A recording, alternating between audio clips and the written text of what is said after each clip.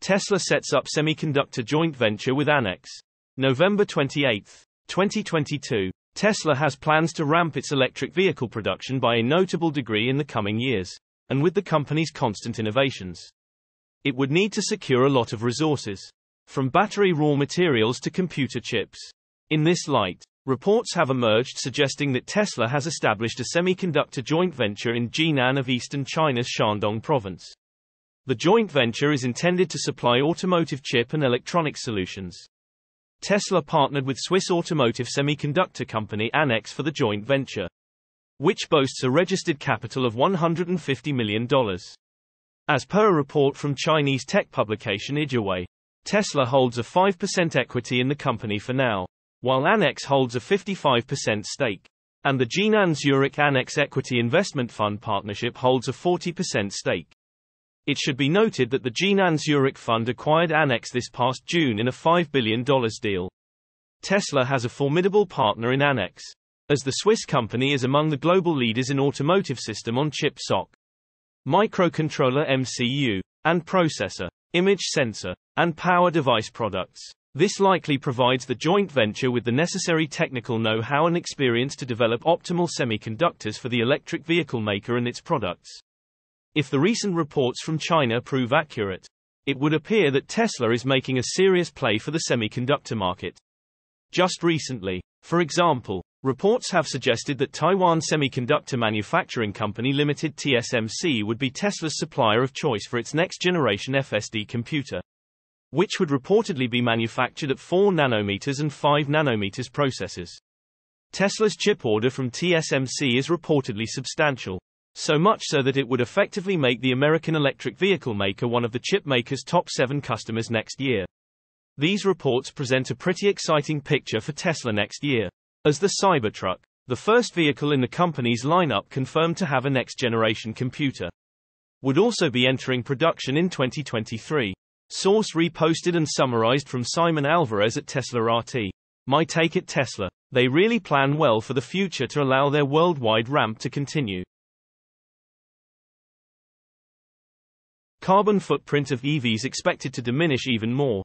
November 28, 2022. Electric vehicles are swiftly transforming the landscape of the auto industry, but critics have noted how significant their emissions are from manufacturing to disposal despite being marketed as more environmentally friendly than gas.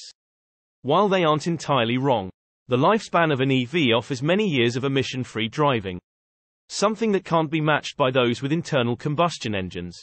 EVs produce high levels of emissions when produced and disposed of, and coal remains the most significant power source used to create them, though that may not always be the case according to the New York Times.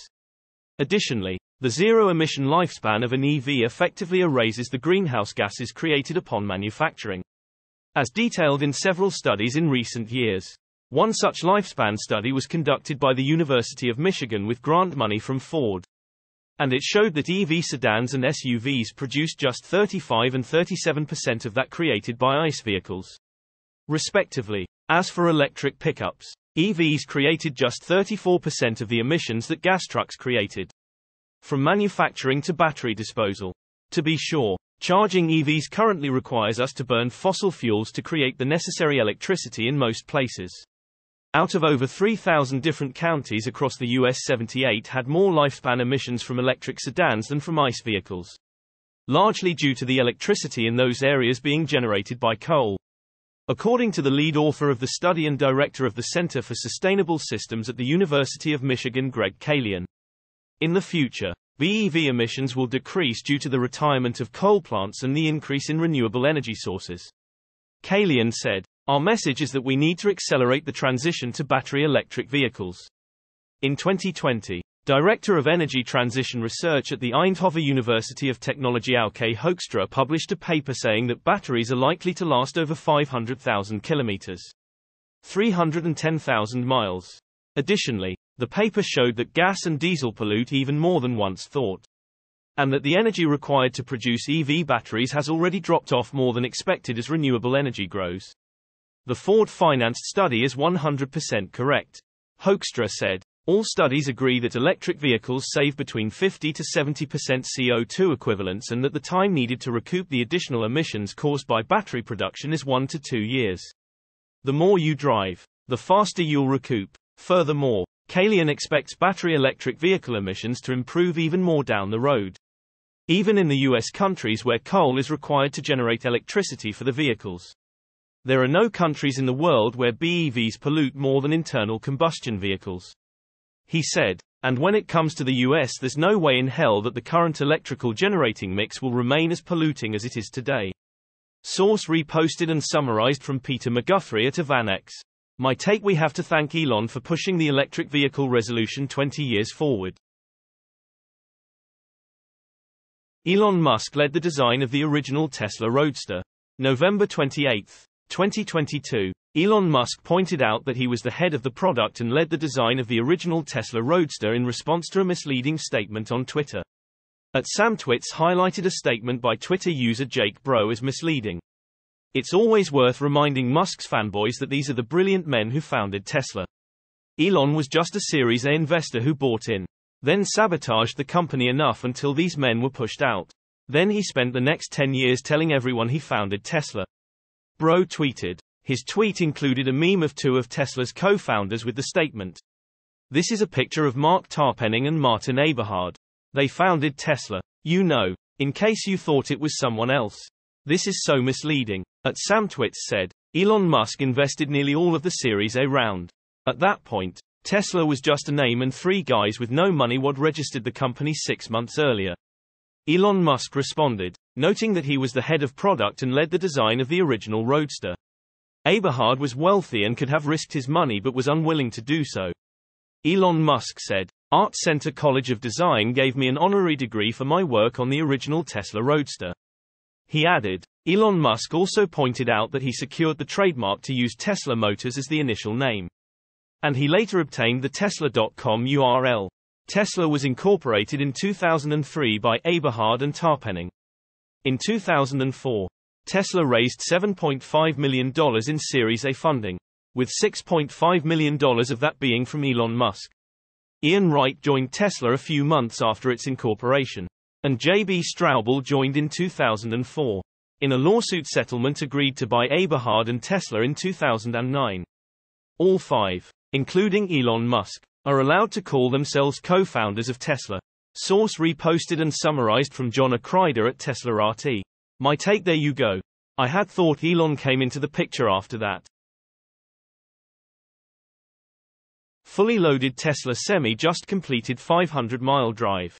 November 28, 2022. Many wonder whether the upcoming Tesla Semi Class 8 electric Semi will really have a range of 500 miles. 804 kilometers. Specifically when fully loaded. Tesla CEO Elon Musk said in October that the range of the Tesla Semi was calculated with cargo. Just to be clear, 500 miles with the cargo on level ground. In the most recent tweet, the company's boss wrote that a Tesla Semi completed a 500-mile drive weighing in at 81,000 pounds, which is almost 100% of its gross combination weight. GCW of 82,000 pounds. 37,195 kilograms. Well, there is no reason to doubt the result. Although it would be nice to also hear some details about the speed and energy consumption. We are really eager to see some independent tests of the vehicle. According to Tesla, the energy consumption of the Semi is lower than 2 kilowatt-hours. Mile 1.24 kilowatt-hours. Kilometer. At 500 miles of range, the battery capacity would be lower than 1,000 kilowatt-hours 1 megawatt-hour. The company currently produces the Tesla Semi in Reno, Nevada and aims to quickly ramp up production to 50,000 units per year.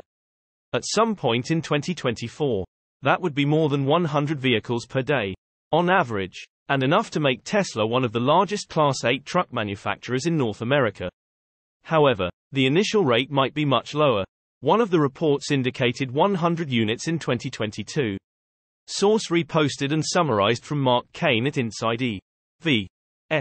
My take: there you go, Tesla haters who said it can't be done.